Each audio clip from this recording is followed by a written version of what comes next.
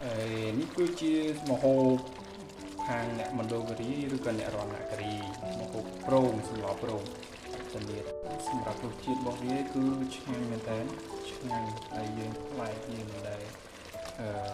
អាចជាមិនអាចស្រដៀងនឹងរសជាតិណាមួយទេគឺរសជាតិមួយប្លែកបូកសុខភាពយើងប្រើបន្លែច្រើនហើយយើងក៏វានេះហើយយើងដាក់ស្បែកស្លឹកទៀត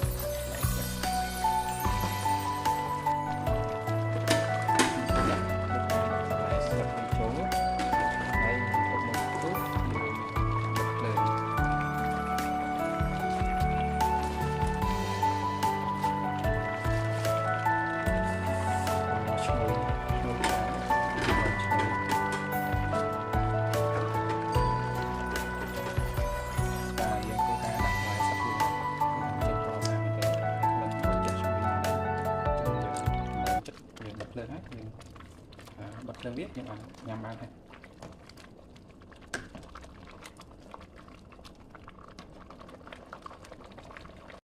បាទអរគុណយើងជួបគ្នានៅវីដេអូក្រោយសូមចុច like និង share នៅវីដេអូនេះផងបើសិនជាស្រឡាញ់ចូលចិត្តសូមជួយចុច share ផងបងប្អូនណា